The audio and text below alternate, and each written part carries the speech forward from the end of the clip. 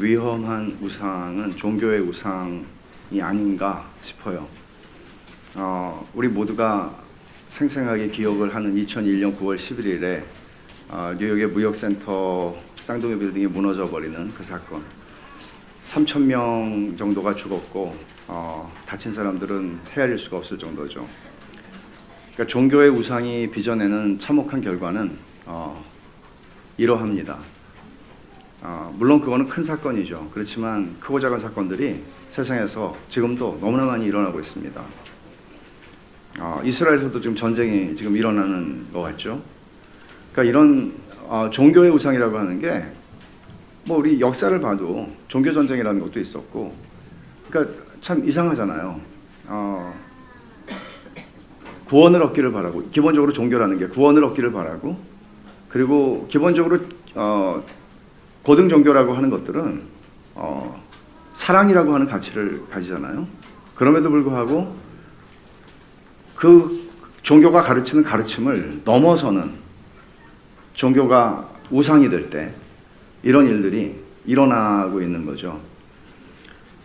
근데 이제 종교의 우상을 섬기는 일은 이렇게 항상 참혹한 결과를 초래한다든지 막 눈에 보이는 엄청난 사건들만이 아니라 실제로 교회 안팎에서 많이 일어날 수 있는 거죠. 우리들 안에서도요. 그러니까 칼빈은 죄인의 마음이 끊임없이 우상을 만들어내는 우상 공장이다 이렇게 얘기를 했는데, 우리 마음 안에서 그런 일들이 일어날 수 있다는 거죠. 우리는 테러를 저지르는 이슬람 근본주의자들이 이 사람들은 문제가 있어 라고 생각하지만, 사실은 종교의 우상이라고 하는 것이 작동하는 것은 이렇게 크게 작동할 수도 있고, 또는 우리 영혼을 파괴하는 방식으로 작동하기도 해요. 근데 자기 영혼만 파괴하지 않죠. 내 옆에 엮여있는 많은 사람들에게 파괴적인 영향을 미치죠. 가장 1차적으로는 교회에 영향을 미치게 되죠. 이상한 교회가 되는 거예요. 종교 집단이 되는 거죠. 이런 일들은 그렇게 어렵지 않게 찾아볼 수 있습니다. 어렵지 않아요. 그리고 우리들도 자유롭지 않습니다. 종교의 우상이 왜 그렇게 위험하다고 보는가 하면, 그것이 만들어내는 결과 때문만이 아니라 이게 너무 기만적이어서 그래요.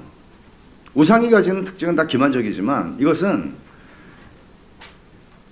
예를 들어서 종교에서 구원을 받으려면 착해야 된다, 또는 올바라야 된다, 뭐 이런 얘기들을 할 거예요. 근데 종교가 가지는 기본적인 그런 생각들, 착함과 올바름으로 구원에 이르고자 하는, 말하자면 종교적 열심의 형태로 나타난단 말이에요. 그러니까 왜 이슬람에서 그런 테러를 하면서 그 테러를 저지르는 사람들이 그걸 성전, 거룩한 전쟁이라는 거죠. 그런 이름으로 하면서 그들이 자기의 목숨을 그렇게 버리는가? 왜냐하면 그 죽음은 바로 천국으로 간다는 교리가 있기 때문이죠. 그러니까 참 무서운 거죠. 실제로 기독교회 안에서 이런 일들이, 종교가 우상이 될 때에는 복음을 거스르게 되고, 심지어 주와 복음을 대적하고 교회를 무너뜨리는 결과들을 가져오게 되는 것입니다. 되게 무서운 거예요. 그래서 우리가 어떻든 우리 자신 안에서 틈만 나면 고개를 쳐들고 자리를 잡고 그런 종교적인 우상이 있단 말이에요. 그럼 우리가 어떻게 해야 되는 걸 감지해야 되고 지켜봐야 되는 거죠. 그렇게 할 수 없도록. 그러니까 우리 이런 데서 우리가 그냥 별 생각 없이 그냥 내가 열심으로 내가 뭘 해보겠다라고 생각을 한다면, 우리들은 자칫 열심히 신앙생활을 하는데 그게 하나님에게서 멀어지는 그런 결과를 낳을 수 있다는 거예요. 그러니까 종교의 우상이라고 하는 것은 교회와 신앙을 허무는 마귀의 손에 들려진 가장 결정적인 무기가 아닌가 싶어요. 미워함으로써 그렇게 되지 않고요.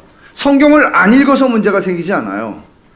기도를 안 해서 문제가 생기지 않아요. 종교의 우상은 기도를 많이 해서 생기고, 성경을 많이 읽어서 생기고, 교회 생활을 너무나 열심히 해서 생기는 거예요.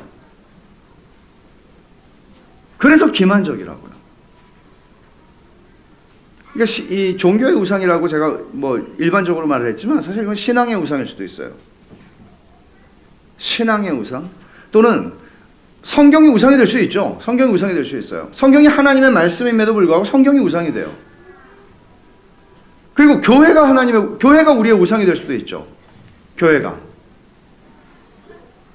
물론 기도도 우상이 돼요. 어떤 때 우상이 되는 건 이것들이 하나님의 자리를 대신할 때예요. 어느 순간 하나님이 안 보이고 내 열심이 보여요. 어느 순간 하나님이 안 보이고 내가 얼마나 하나님의 말씀을 사랑하는지가 보여요. 내가 얼마나 기도를 열심히 하는지가 보여요. 하나님이 안 보이고. 오늘 본문 말씀 너무나 유명한 말씀이죠. 우리 다 잘 아는 말씀이에요. 교회를 한 10년 다니면 다 알아요. 근데 이 본문을 읽을 때 우리가 생각해야 되는 건 뭔가 하면 교회 안에 있던 유대주의자들이라고 하는 사람들을 생각해야 돼요. 바울은 그런 사람들을 염두에 두고 지금 이 말을 하고 있거든요. 그러니까 예루살렘에서 신약교회가 시작하죠. 예루살렘에 시작했을 때 초대 그리스도인들은 어떤 사람들이었어요? 유대인들이었어요. 그러니까 유대인들이었는데 이 유대인들이 이제 처음에 이방인들이 유대인이 아닌 사람들이 기독교회로 들어오게 되자 그들은 이제 어떤 생각을 하게 되냐면 먼저 그리스도인이었던 사람들로서 그들은 이들이 모세의 율법을 지켜야 되는 거 아니야? 이들이 최소한 할례는 받아야 되는 거 아니야? 그러니까 이방인이 그리스도인이 되려면 먼저 유대인이 되고 그리스도인이 돼야 되는 거잖아. 이런 생각들을 하게 되는 거죠. 이게 어떤 방식으로 작동을 했나 하면 교회 안에서 일종의 기득권으로 작동한 거예요. 그 사람들이 그리스도인들이었으니까 먼저. 근데 교회 안에서도 사실 건강하지 않은 교회의 특징 가운데 하나는 뭔가 하면 기득권이 있다는 거죠. 건강하지 않은 교회의 특징은 기득권이 있다는 거예요. 먼저 온 사람들이 권리를 주장합니다. 먼저 온 사람들이 새로 들어와서 예수님을 믿게 되는 사람들 혹은 교회에 오게 되는 사람들을 성경이 요구하지 않은 것으로 그들에게 요구합니다. 이런 일들이 일어날 수 있죠. 기득권이라고 하는 것은 내가 기득권을 부려야지 그래가지고 생기는 게 아니고 그냥 우리 안에서 자연스럽게 일어나는 거예요. 짬밥이죠, 한마디로. 네? 뭐 이런 거 있잖아. 한국 사람들 만나서 막 싸우다 보면 너 몇 살이야? 민증 까봐. 그리고 그걸로 밀리면 몇 학번이야? 교회에서는 뭐예요? 막 문제가 생기면 언제 왔어? 이러잖아요. 저는 감사한 게 9년 전에 베샬롬 교회 왔을 때 계시던 분들이 안에서 그거를 저는 보지 못했어요. 그냥 듣기 좋으라고 하는 소리가 아니고 그게 없었어요. 이런 교회를 뭐 쉽지 않은 것 같아요. 굉장히 감사한 일이죠. 아마 여러분 가운데 다는 아니지만 몇 분 빼놓고 저보다 늦게 오셨잖아요, 다. 기득권을 느끼셨어요? 별로 없었을 거예요. 뭐 있었을 수도 있겠지만. 이 문제, 그러니까 초대교회에서 생긴 문제는 어떤 문제였냐면 복음과 율법을 구분하는 문제였습니다. 본질적으로. 그래서 이게 굉장히 심각한 문제인 거예요. 그러니까 은혜와 공로의 문제였어요. 그러니까 우리가 어떻게 처신하느냐 하는 것이 복음이 무엇인가를 규정하는데 큰 영향을 주게 되는 거죠. 그래서 바울이 그토록 많이 싸움을 한 것이죠. 심한 소리도 좀 했고요. 그러니까 이스라엘 백성의 역사에서도 사실 이런 게 일어나고 실제 우리 교회의 역사에서도 일어나요. 그러니까 이스라엘 백성들의 역사에서는 할례라고 하는 것을 그들은 어떻게 이해를 했나 하면 할례는 하나님이 주신 은혜로 주셔서 그들과 맺은 언약의 표잖아요. 근데 그들은 어느 순간 할례를 받아서 우리는 구원을 받았어가 된 거예요. 그러니까 니네들은 할례를 안 받았잖아, 이방인들아. 할례도 받지 못한 것들이 어디서 이런 소리를 하게 된 거죠. 은혜로 하나님의 언약 백성이 되어서 하나님이 너희는 내 백성이야 라는 것을 표로 주셨는데 그 표를 자격으로 여긴 거란 말이죠. 자격으로. 그래서 선지자들이 구약시대의 선지자들이 너희 마음의 할례를 받아야 돼라는 얘기를 한 거예요. 마음의 할례라는 말을 들으니까 어리둥절했던 거죠. 아니 할례라는 것은 몸에 하는 것이지 남자아이들이 태어났을 때 8일 만에 바울이 얘기하는 것처럼 성기의 그 표피를 잘라내는 건데 그게 왜 마음에 어떻게 할례를 해? 못 알아들은 거죠. 그러니까 마음의 할례를 받아야 되라는 말을 통해서 바울은 너희 육신의 할례를 받는 것은 상징이지 그게 실제가 아니야. 실제는 마음의 할례를 받았다는 하나님의 은혜 받은 백성이라는 것을 보여주는 표지. 그거는 그렇게 얘기를 하는 거란 말이에요. 유대주의자들의 중심에 있었던 거는 언제나 할례의 문제였습니다. 근데 이게 결국은 종교의 우상으로 작동하는데 역할을 하게 되는 거예요. 할례라고 하는 문제가. 그러니까 우리가 이런 그 본문을 읽을 때 그런 유대주의자들, 기독교 안에 있었던 유대주의자들을 배경으로 해서 하는 말씀이라는 것을 이해하고 읽어야 합니다. 그래서 2절을 보면은, 우리가 오늘 2절은 읽지 않았지만 이렇게 말해요. 바울이 개들을 삼가고 행악하는 자들을 삼가고 몸을 상해하는 일을 삼가라. 몸을 상해하라는 거는 할례 받는 거 얘기하는 거거든요. 그러면 여기 개라고 하는데 지금 은유라는 거 우리가 다 알죠. 이게 누구를 가리켜서 하는 말이에요? 사람을 가리켜서 개라고 말하는 거예요. 이거 욕이에요. 그죠? 욕이에요. 근데 욕을 성경에다 써놨어요. 개들을 조심하라고. 개 조심이에요. 개 조심. 어떤 사람들 가리켜서 하는 얘기죠? 바로 이 사람들이죠. 유대주의자들이요. 이방인들이 예수를 믿고 들어왔는데 예수 믿은 거 가지고는 안 돼. 예수 믿어도 할례 받아야 돼. 라고 얘기하는 사람들을 향해서, 그렇게 말하는 사람들을 향해서 바울은 개라고 얘기를 하는 거예요. 그러면서 3절에서는 우리가 진짜 할례파야 라고 얘기해. 진짜 할례파. 그거는 우리는 마음의 할례를 받은 사람이라는 얘기를 하는 거죠. 진짜 할례파는 세 가지 특징을 가진다고 얘기하죠. 3절에 하나님의 성령으로 봉사하고, 근데 이 봉사한다는 말은 예배한다는 뜻이에요.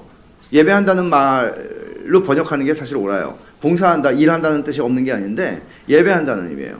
그러면 성령으로 예배하는 사람들이다. 우리는 너희들은 성전에서 제사를 드리고 성전에서 율법이 행하라고 하는 그런 모든 규례들을 다 행하면서 예배를 드리지만, 진짜 할례파는 뭔가 하면, 진짜 믿는 사람은 성령으로 예배드리는 사람이다. 그렇게 얘기하고, 두 번째 특징과 세 번째 특징이 있는데, 진짜 할례파의 그 두 번째, 세 번째 특징은 상호 배타적인 특징이에요. 어떤 것인지 보세요. 그리스도 예수로 자랑하고 육체를 신뢰하지 않는다. 그러니까 그리스도 예수를 자랑하고 육체를 신뢰하지 않는다. 이 말은 그리스도 예수를 자랑하고 육체를 자랑하지 않는다. 그리스도 예수를 신뢰하고 그 안에 신뢰를 두고 우리는 육체 안에 신뢰를 두지 않는다. 그런 말이죠. 두 가지는 같이 갈 수 없는 것이죠. 그리스도를 신뢰하든가 내 육체의 어떤 자격, 할례라든지 율법을 지켰다든지 이거를 우리는 자랑하든가, 둘 중에 하나밖에 할 수 없다는 거죠.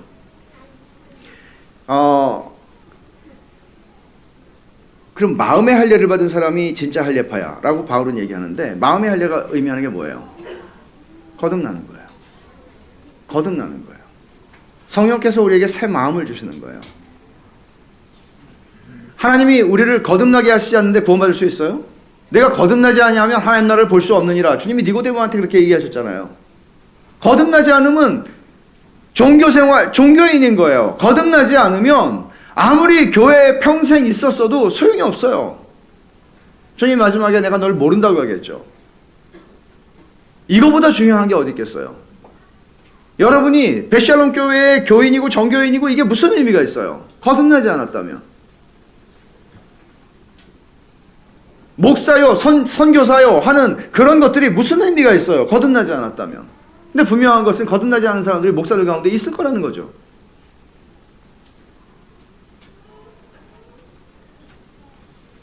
그럼 어떤 일이 일어나죠? 종교가 우상이 되죠. 종교가 밥벌이가 되죠. 천한 일들이 일어나게 되는 겁니다. 멀리 가서 찾을 필요도 없습니다.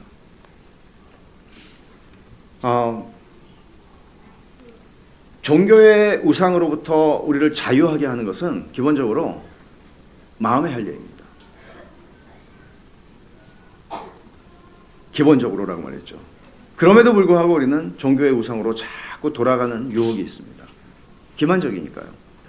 그래서 4절부터 9절, 우리가 오늘 읽은 말씀에 기록된 사도 바울의 진술을 보면, 바울은 자기가 주님을 만나기 전에, 부활한 주님을 만나기 전에 어떤 사람이었는지, 그리고 부활한 후에 어떤 사람이었는지, 말하자면 옛날에는 몸의 할례를 행하는 할례파였는데 그 후에는 마음의 할례를 받자 그는 이제는 진짜 할례파가 되었다. 근데 그 변화가 자기 삶 속에서 어떻게 나타났는지를 그는 경험을 통해서 설명을 하고 있습니다.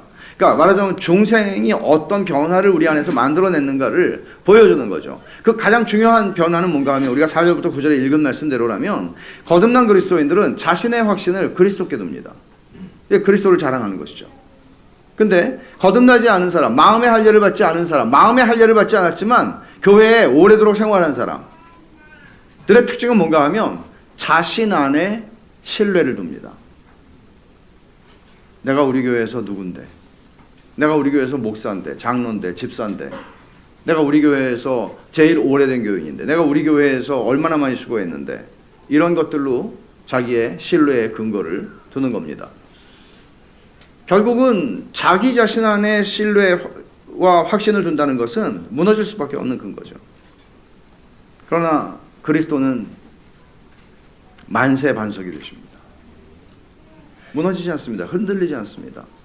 그러니까 그런 변화가 자기에게 있었다고 바울은 얘기하는 거죠. 그러니까 그리스도인의 확신의 근거는 인간적인 사회적인 특권, 그런 것들에 있지 않다는 거예요. 이거 전부 자기 특권을 얘기하잖아요. 자기 특권. 자기가 어떤 사람이야. 나 어떤 사람이야. 세상에선 통해요. 그리고 세상에선 이런 방식으로 다 자기를 드러내요. 근데 그 방식이 사라졌다는 거죠. 언제? 부활한 주님을 만난 후에, 마음의 할례를 받은 후에, 거듭난 후에 그런 방식이 자기 안에서 없어졌다는 거예요. 먼저 우리가 주님을 만나기 전에 바울이 가졌던 확신을 좀 살펴볼 텐데, 정말 대단한 확신이었어요. 흔들릴 수 없는 확신이에요. 그러니까 이걸 볼 수 있죠. 가짜인데 그 확신이 너무나 확고부동하고 흔들리지 않는 반석 같아요. 진짜인데 흔들흔들해요. 그럼 여러분들은 어떤 게 더 좋아요? 네, 흔들릴지라도 진짜 확신이 좋죠. 당연하죠. 이걸 분별하지 않으면 우리는 여전히 자기의 육체 안의 신뢰를, 왜냐하면 육체 안에 신뢰를 두는 건 눈에 보이는 거고 사람들도 볼 수 있는 거고 확실한 거거든. 그래서 유혹적이에요. 바울이 얘기하는 자기가 육체를 신뢰하는 근거에 두 가지를 나눠서 볼 수 있는데, 하나는 생득적인 거예요. 선천적으로 태어날 때부터 가지고 있었던 거예요. 그리고 또 하나는 자기가 태어난 후에 후천적으로 가지게 되는 것들이죠. 먼저 선천적으로, 생득적으로 얻게 된 것들, 이런 겁니다. 율법대로 자기는 8일 만에 할례를 받았다, 그렇게 얘기합니다. 난지 8일 만에 할례 받으라고 율법에 말했죠. 자기는 9일이 아니었고 7일이 아니었고 정확히 8일이었다. 정확하게 할례를 받았다. 그러니까 할례를 제일 먼저 얘기를 합니다. 왜냐하면 복음을 거스리는 대적들이, 유대주의자들이 지금 할례 문제 가지고 지금 시비를 걸고 있으니까요. 할례 문제를 제일 먼저 얘기합니다. 그리고 두 번째로 그가 얘기하는 것은 내가 이스라엘 족속이다 라고 얘기하죠. 이런 말일 수 있어요. 구약 이스라엘 족속은 혈통적으로 닫혀있는 사회가 아니었습니다. 말하자면 모세가 구스 여인을 취하였을 때 미리암이 비판을 했잖아요. 그러니까 구스 여인은 아프리카 흑인이었습니다. 그러나 그들이 어떻게 유대인 공동체 가운데 들어왔을까요? 하나님을 믿었기 때문이죠. 그러니까 어떤 언어를 쓰든지 어떤 피부색을 가졌던지, 이스라엘은 우리가 구약 이스라엘에 대해서 오해할 수 있는데, 굉장히 이 사람들은 혈통적으로 인종적으로 아주 폐쇄적인 집단이라고 오해할 수 있는데 그렇지 않았어요. 누구든지 여호와 하나님을 믿겠다고 하면 그들은 들어올 수 있었습니다. 물론 단계가 있었죠. 그들이 율법을 순종하는 삶을 살겠다는 거. 하나님을 믿겠다고 하는데 율법에 순종하지 않고 내 멋대로 살겠다고 하면 그게 믿는 거 아니잖아요. 그러니까 율법에 순종하겠다고 하고 하나님을 믿겠다고 들어옵니다. 그러나 할례를 받지 않은 사람도 있었습니다. 그들은 하나님을 경외하는 자들이라고 불렸어요. 그리고 할례를 받은 사람들은 정회원이 됐죠. 정교인이 되었습니다. 그러니까 이스라엘은 사실은 그런 면에서는 인종적으로 섞여 있는 사회였어요. 근데 지금 자기는 이스라엘 족속이라고 얘기하죠. 혈통적으로 문제 아무것도 없다는 거죠. 그리고 베냐민 지파라고 얘기합니다. 베냐민 지파는 나름대로 자부심이 있는 지파였죠. 여러분, 구약 시대에는 에브라임 지파가 자부심이 많이 있었고 문제를 많이 일으켰는데, 사실은 다 북왕국 이스라엘도 멸망했고 남왕국 유다도 다 멸망했잖아요. 근데 남왕국 유다에 남았던 게 유다 지파하고 베냐민 지파예요. 그리고 베냐민 지파는 그들이 하나님에게 할당받은 땅 안에 뭐가 있었나 하면 예루살렘이 자기들의 땅 안에 있었어요. 그리고 왕이 어디서 나왔어요? 제일 먼저 베냐민 지파예요. 그러니까 나름대로 자기들은, 그리고 이제 포로로 잡혀갔다가 다시 돌아왔을 때도 순수 혈통을 유지한 두 지파 중에 하나, 유다와 베냐민이죠. 북왕국은 다 섞여버렸고요. 혼혈이 되어버렸고요. 베냐민 지파라고 얘기해요. 그리고 히브리인 중에 히브리인이라고 얘기하죠. 당시의 히브리인들은 혈통적으로 히브리인이었다 할지라도 이미 나라가 망한 지가 오래됐기 때문에 그리스어를 자기의 첫 번째 언어로 사용하는 사람들, 또 아람어를 사용하는 사람들, 이렇게 많았어요. 근데 지금 이 바울이 얘기하는 건 뭔가 히브리인 중에 히브리인이라는 거는 나는 히브리어가 나의 제1 언어야 라고 얘기하는 그런 것으로 이해할 수 있어요. 그러니까 벌써 이게 보통 금수저가 아니죠. 다이아몬드 수저를 물고 5개 물고 태어난 거예요. 그리고 사실은 율법으로 바리새인이었다는 말도 우리는 생격적 개념으로 이해할 수 있는데, 왜 그런가 하면 이 사람이 바울이 사도행전에서 자기를 변호하면서 이런 얘기를 해요. 나 바리새인의 아들이야. 그러니까 바울의 아버지가 바리새인이었어요. 그러니까 바리새인이었기 때문에 다소에서 태어났지만 일찍이 예루살렘으로 보내서 당대 최고의 유대인 학자였던 가말리엘 밑에서 어려서부터 자라나면서 가말리엘에게서 배우게 한 거예요. 바리새인의 전통 가운데에서도 아주 대단한 그 성취를 하는 그런 집안이었죠. 그래서 자기는 바리새인의 아들이라고 얘기합니다.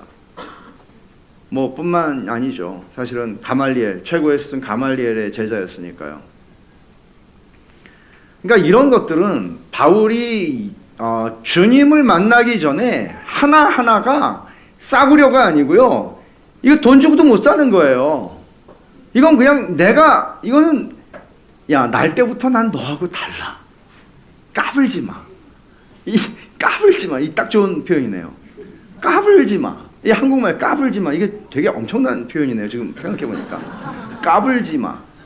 이게 까불지 마. 이렇게 써놓고 다니는 거예요. 바울은. 까불지 마. 이게 그는 너무너무 자랑스러웠어요. 이게 나예요. 바울은 누군가? 지금 얘기한 게 바울이에요. 물론 이름이 바뀐 거지만 사울이라고 얘기했겠지만은. 그러니까 이런 자부심, 프라이드죠. 프라이드, 자부심. 그리고 이런 확신의 근거들이 전부 다 이런 것들, 말하자면 육체에 대한 신뢰였습니다. 바울은 아마 살면서 자기 비슷한 사람 못 만났을 가능성이 있어요. 이 조건들을 다 따져보면서 이 조건들을 화려하게 모두 갖춘 사람을 만나기가 참 힘들도다. 그럴수록 프라이드는 높아져 갔겠죠. 주님을 만나기 전에 바울이 육체를 신뢰하던 또 후천적인 조건들도 있었습니다. 그는 자기가 교회를 박해하던 열심을 언급하죠. 바울이 처음에 성경에 등장하는 장면은 스데반을 돌로 쳐서 죽인 장면이었습니다. 그는 거기서 주동자의 역할을 했습니다. 그러니까 보통은 이게 린치였거든요. 그러니까 말하자면 유대인들이 자기들에게 사람을 사형 선고를 내리고 죽일 수 있는 권한이 없었는데 이건 집단 린치였어요. 근데 그런 일에 끼어들고 주동자가 되기를 원치 않죠. 따라서 뭐 데모하는데 따라갈 수는 있어요. 근데 주동자가 되는 건 좀 위험한 일이잖아요. 사울은 그런 열심이 있었습니다. 그리고는 거기서 멈추지 않고 이후에 각 집을 수색하면서 믿는 남녀들을, 정말 이게 축호 전도가 아니고요. 이거 뭐예요? 가택 수색. 이게 악랄한 못된 타락한 검사가 할 수 있는 짓을 지금 하는 거예요, 이 사람이.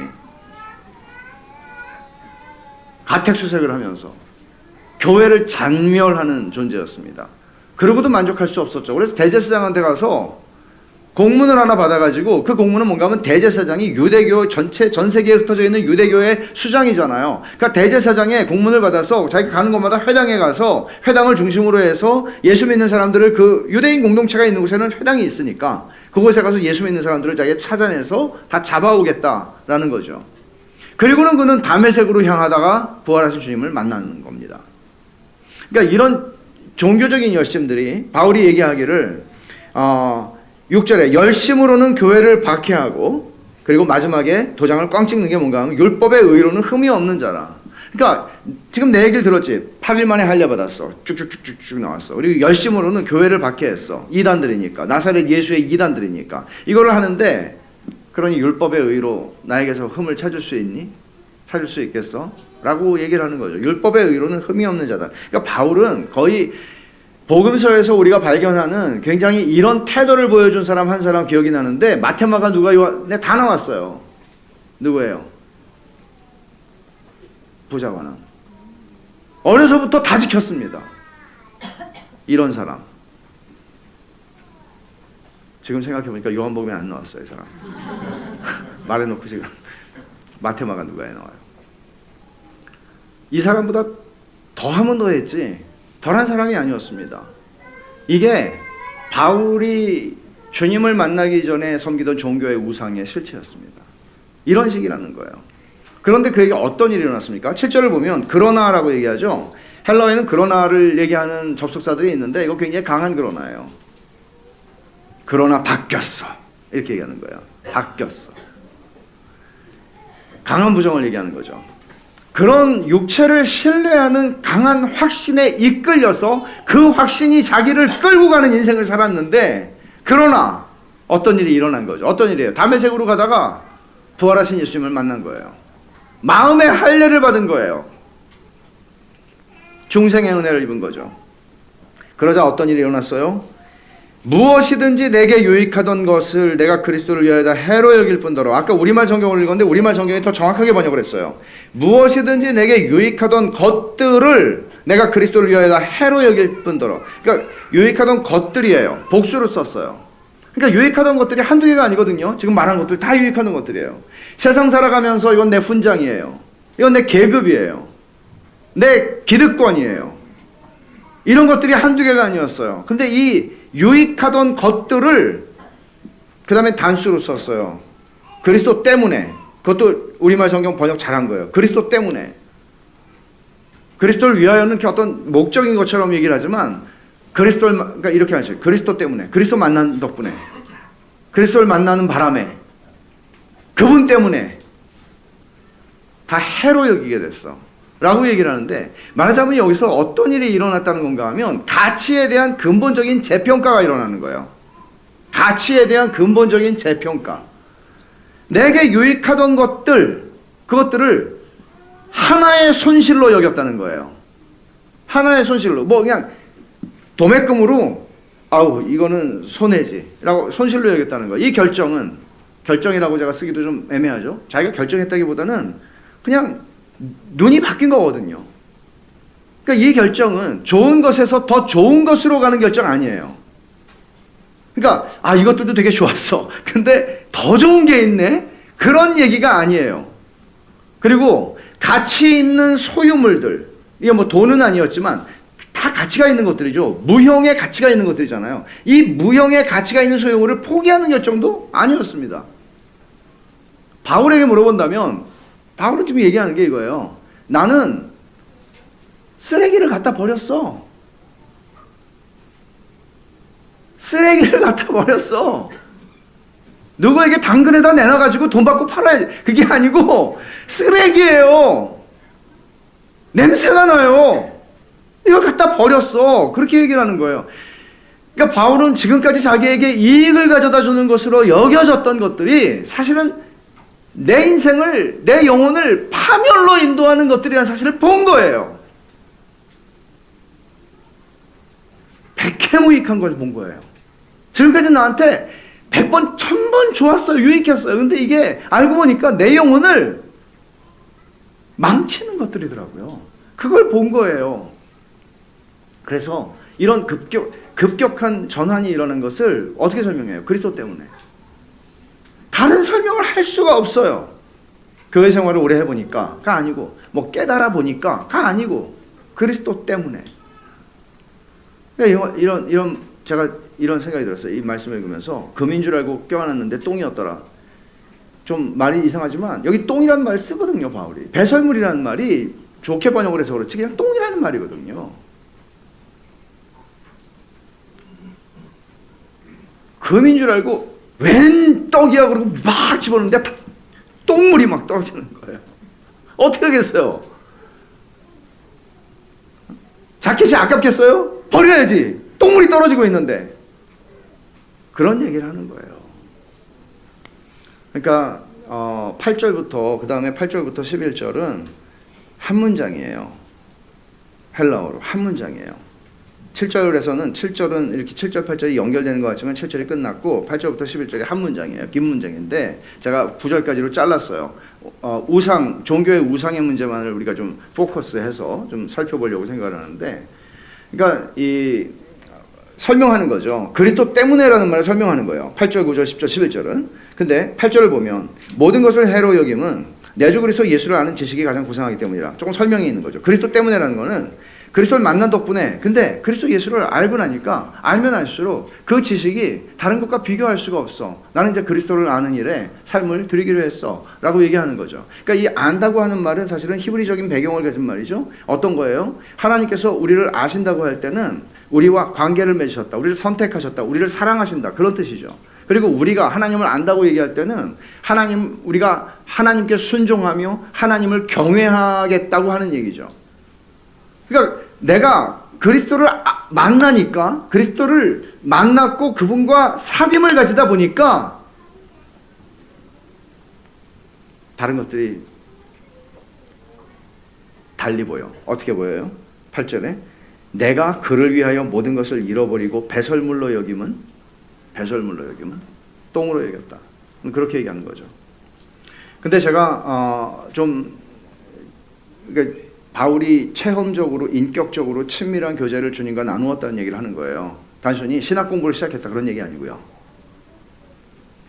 근데 제가 주목하고 싶은 거는 물론 7절, 8절 하반절에서 그리스도를 얻고 라는 말이 있죠. 중요한 말이에요. 근데 주목하고 싶은 게 그 안에서 발견되려 함이니라는 말이에요. 9절에. 그 안에서 발견되려 함이라는 말은 바울이 두려운 게 있었다는 얘기예요. 사실은 이 맥락을 보면 내가 가진 의는 율법에서 난 것이 아니오 오직 그리스도를 믿음으로 말미암은 것이니 믿음으로 하나님께로부터 나느니라. 그러니까 그 안에서 발견된다는 게 어떤 의미일까요, 여러분? 학자들은 이렇게 이 본문을 이해를 합니다. 바울은 언젠가 하나님 앞에 설 것을 압니다. 유대인으로서도 알았고 예수님을 만난 후에는 더더욱 알았습니다. 하나님 앞에 설 겁니다. 근데 하나님 앞에 설 때 자기는 내가 난지 8일 만에 할례를 받았고 내가 이스라엘 족속이고 베냐민 지파고 또 뭐가 있어요? 히브리인 중에 히브리인이고 이 바리새인의 아들, 이런 것들이 내가 하나님 앞에 섰을 때, 심판대 앞에 섰을 때 이걸 보고 하나님이 야 너는 천국에 1000번 들어가겠다 이렇게 해주셔야 되는 훈장이라고 생각했어요. 그러니까 하나님 앞에서 내가 신뢰하는, 육체적으로 신뢰하는 것들을 가지고 내가 하나님 앞에 당당하게 홀로 설 수 있다고 생각했어요. 근데 예수님을 만나고 나니까 그에게는 내가 하나님 앞에 설 때 이런 조건들은 쓰레기밖에 되지 않을 것이며 뿐만 아니라 이 조건들을 가지고 서는 것은 하나님을 모욕하는 것이라는 사실까지 깨닫게 돼요. 그래서 그는 그리스도 안에서 발견되기를 원한다고 말을 하는 거예요. 하나님 앞에 섰을 때 홀로 설 자신이 없는 거예요. 그전에는 내가 하나님 앞에 섰을 때 홀로 설 수 있다고 생각했어요. 왜냐하면 나에게는 너무나 많은 조건들이 있었으니까. 하나님이 좋아하실, 하나님이 인정하실 조건들이 있었으니까. 근데 더 이상은 그것들을 가지고 홀로 설 수 없다는 걸 안 거예요. 그가 하나님 앞에 설 때 그는 그리스도 안에서만 하나님 앞에 설 수 있다는 것을 발견한 거예요. 자기 안에 있는 육체를 신뢰하던 그 습성들 속에서 자기 죄성을 보는 거예요. 더러움을 보는 거예요. 역겨움을 보는 거예요. 더 이상은 내가 육체를 신뢰하는 신뢰하는 조건들만이 더럽다가 아니라 그 육체를 신뢰하려는 나의 마음의 부패한 뿌리를 보게 되는 거예요. 그래서 내가 하나님 앞에 홀로 설 자신이 없는 거예요. 그래서 그날 하나님 앞에 설 때 그리스도 안에서 하나님이 나를 보셔야 한다고 생각하는 거예요. 그 말을 지금 쓰고 있는 겁니다. 그래서 설명하는 게 하반절에 내가 가진 의는 율법에서 난 것이 아니오. 그 전에 자랑하던 육체를 신뢰하던 것 다 율법에서 난 의죠. 율법적으로 나는 흠이 없는 자라는 거죠. 그런데 그런 거 아니고 곧 오직 그리스도를 믿음으로 말미암은 것이니 믿음으로 하나님께로부터 난 의라. 이 믿음을 바울은 어떻게 이해를 하고 있습니까? 이것은 그냥 지적인 동의가 아니죠. 그리스도는 이런 분이다. 내가 교리를 많이 배웠어. 이런 지적인 동의가 아니에요. 하나님에게 그리스도께 내 삶을 드리고 이런 거죠. 내가 살든지 우리가 신앙 고백을 아까 할 때 이런 신앙 고백들이 그냥 예배 시간에 한번 하는 것이 아니라 제가 사실은 하면서 제가 생각하는 게 있어요. 우리는 동일한 신앙 고백을 가지고 하나님 앞에 나아가죠. 이게 교회예요. 그러나 이런 신앙 고백들이 여러분들이 수요일이나 목요일쯤에 여러분들의 삶의 자리에서 어떤 유혹과 어떤 어려움 속에 처했을 때, 아, 내가 이걸 신앙으로 고백했지. 나는 이런 하나님을 믿는다고 고백했지. 생각해야 되는 거죠. 그리스도를 믿는 믿음으로 의롭다 함을 얻었다는 것은 그를 신뢰하고 내가 살든지 죽든지 그를 위하여 살고 그를 위하여 죽는다는 얘기죠.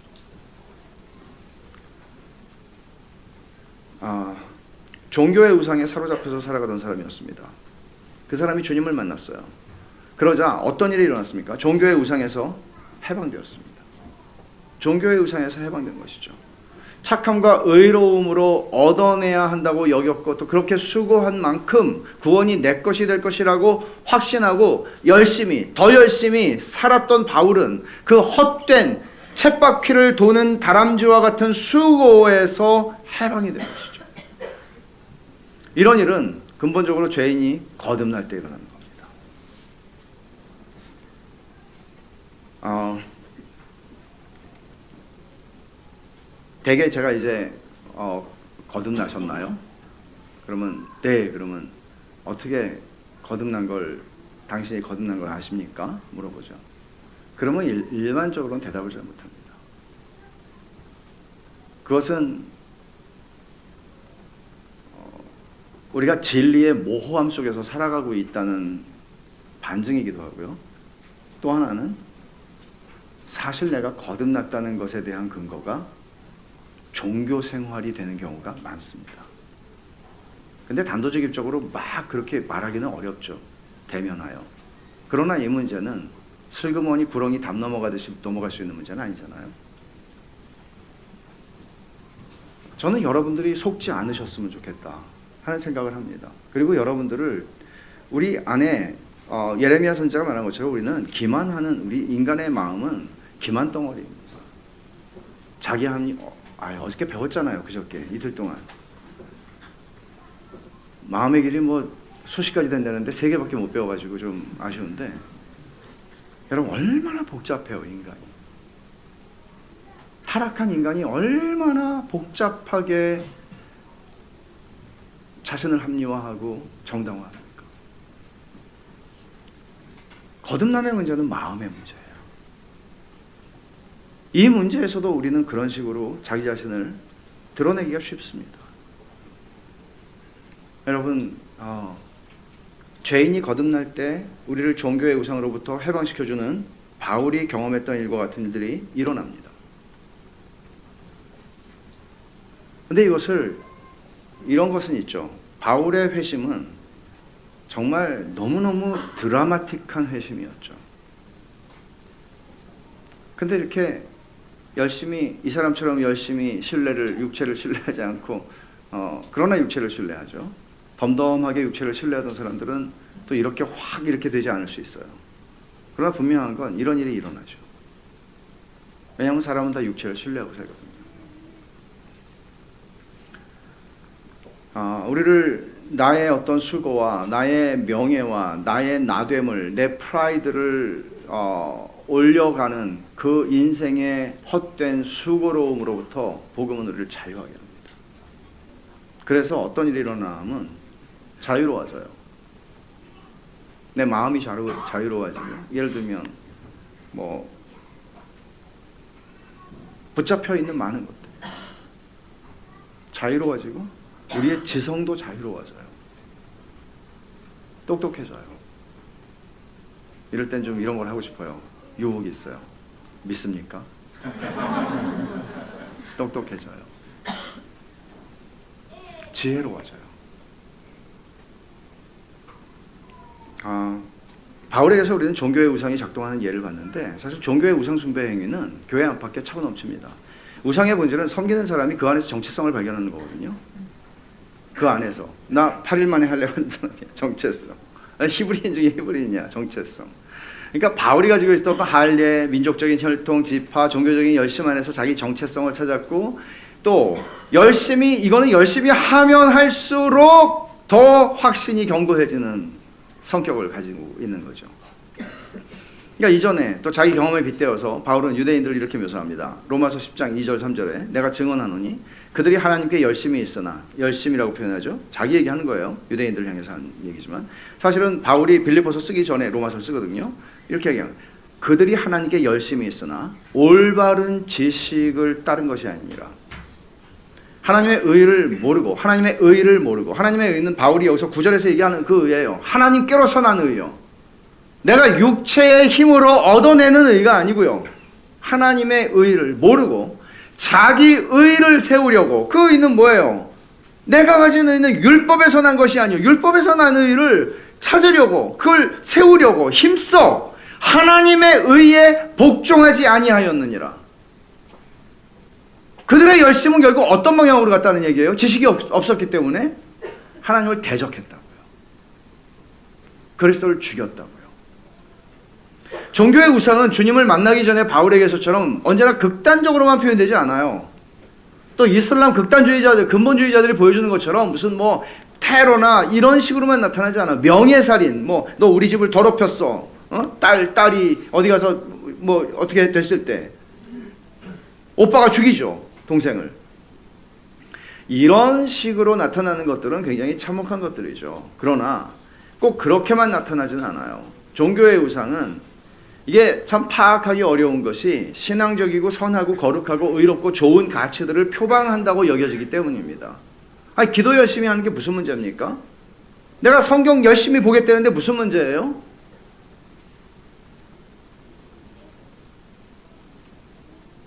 교회 매일 나와서 내가 청소하겠다는데 그럼 제가 나오지 말라고 그러죠. 매일 나오면 확 안수한다고, 목사 안수할 거라고.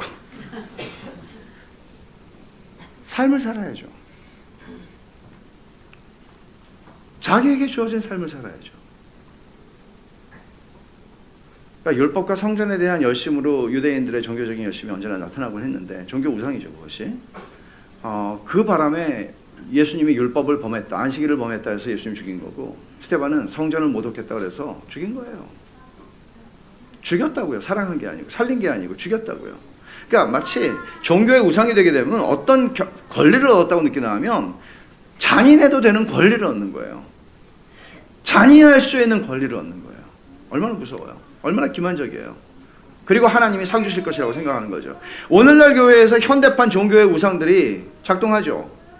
자기가 성경적으로 정확한 교리를 가지고 있다는 사실에서 우월감을 느낄 수 있습니다. 제가 교리를 늘 가르치면서도 제일 겁나는 부분이에요. 배우고 나서 야, 이거 우리 직장에 아무개 교회 장로라고 그러던데 쥐뿔도 모를 거야. 가르쳐줘야지. 사람을 무시하고 사람을 함부로 여기게 만들고, 그럼 여러분이 배운 교리는 종교의 우상이 되는 거예요. 교리를 사랑하는 게 아니고 그리스도를 사랑하는 거예요. 교리 때문에 나는 배설물로 여기고, 그게 아니에요. 그리스도 때문에라고 얘기하는 거죠. 선하고 좋은 것들이 문제가 된다니까, 우상이 될 때는 언제나. 또는 이 사역자들, 뭐 주님을 섬긴다 하는 사역자들, 뭐 목사들 뭐 물론이고 선교사 마찬가지죠. 사역의 열매를 맺게 하는 어떤 은사 혹은 사역의 성공으로 자기 정체성을 발견해요. 우상이죠. 그렇게 되면 얼마든지 교회가 우상이 될 수 있죠. 저는 교회가 우상이 되는 사람을 정말 많이 보거든요. 교회에 대한 프라이드. 자기하고 무슨 상관이에요, 그게? 저 어느 교회 다니다 왔습니다. 그러면 예수님이, 이야, 너 교회 잘 선택했다.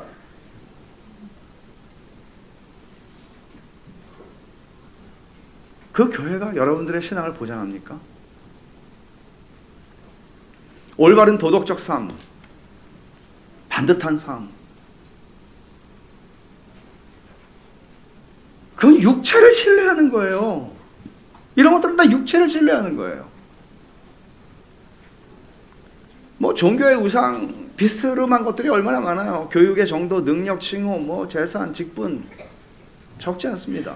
그러니까 종교적인 우상이 작동할 때 나타나는 현상은 이거예요. 내가 다른 사람들을 어떻게 대하는가? 이것을 가지지 않은 다른 사람, 교리를 모르는 그리스도인, 교리를 모르는데 거듭났고 주님을 사랑하는 사람.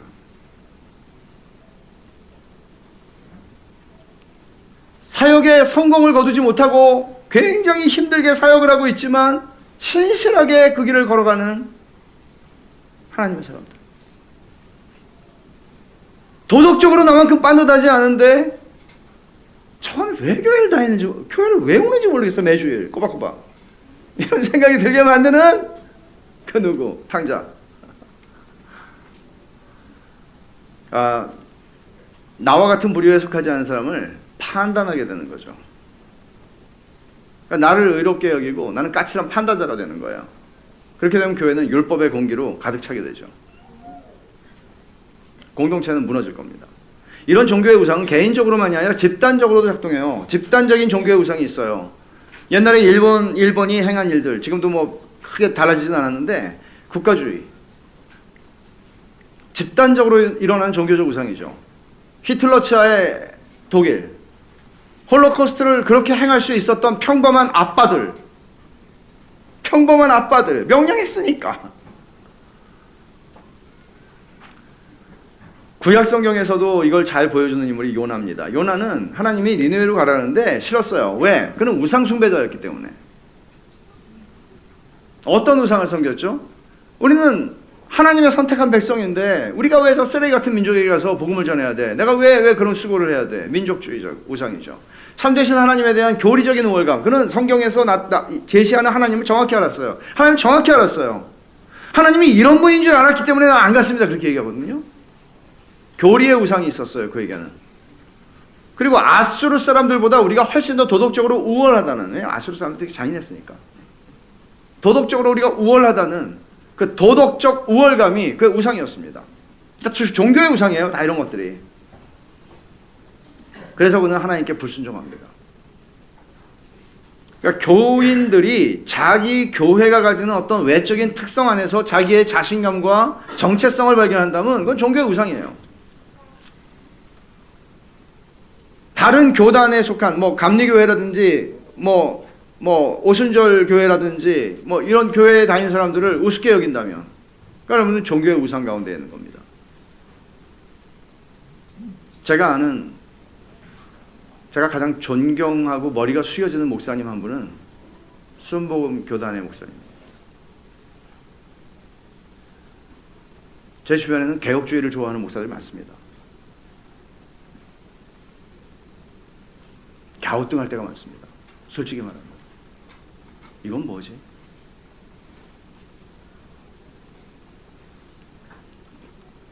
그러니까 우리는 자칫 잘못하면 그렇게 잠언이 강조하는 거만한 자가 되기가 쉬워요.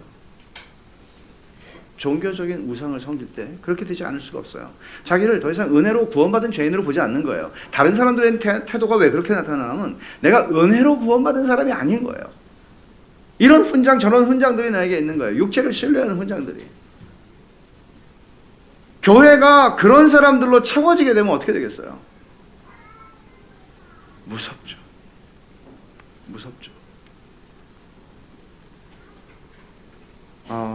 바울은 주님을 만나고 나서 중생하고 나서 종교의 우상에서 해방됐어요. 그리고 그를 해방시킨 열쇠는 교리가 아니었어요.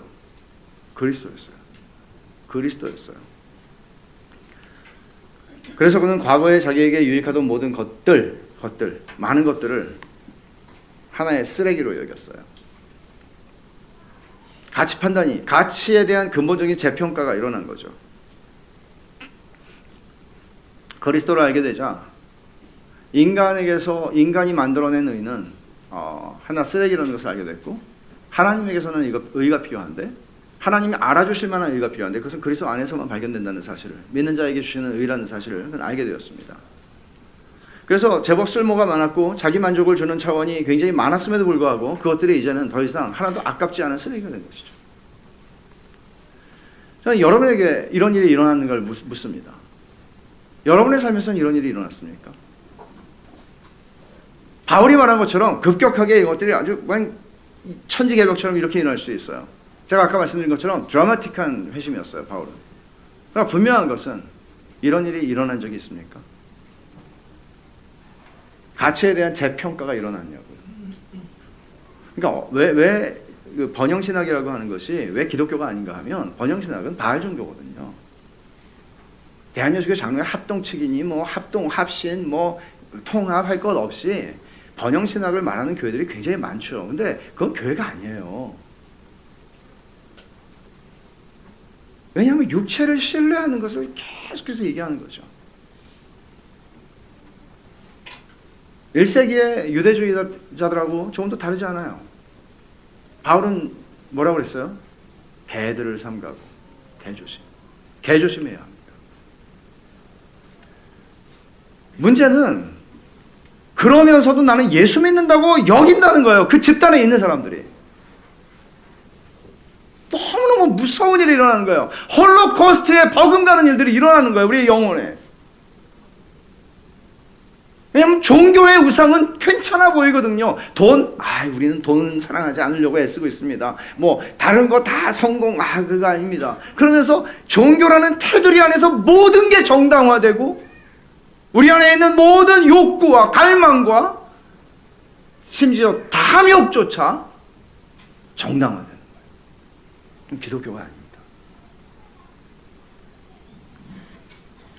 그래서 광주 안에도 한 대형교회 목사가 이삭이 거부가 되었더라 하면은 사람들은 열광적으로 아멘, 그 말을 대여섯 번 반복하더라고요. 제가 들었어요. 그건 기독교가 아닙니다. 바알의 종교입니다. 여러분들은 하나님 앞에 설 때 혼자 설 용기가 있습니까? 저는 없습니다. 주님, 제가 주님에 대해서 주님을 얼마나 많이 말했는데요. 얼마나 많이 설교했는데요. 엄청 참고 살았는데요. 아시잖아요. 그걸로 설 수 있어요? 없어요. 혼자 설 용기가 없습니다. 그리스도 안에서 발견되고 싶습니다. 하나님께. 이 일을 우리의 일생을 사는 동안 계속해서 걸어가는 거죠. 기도합시다.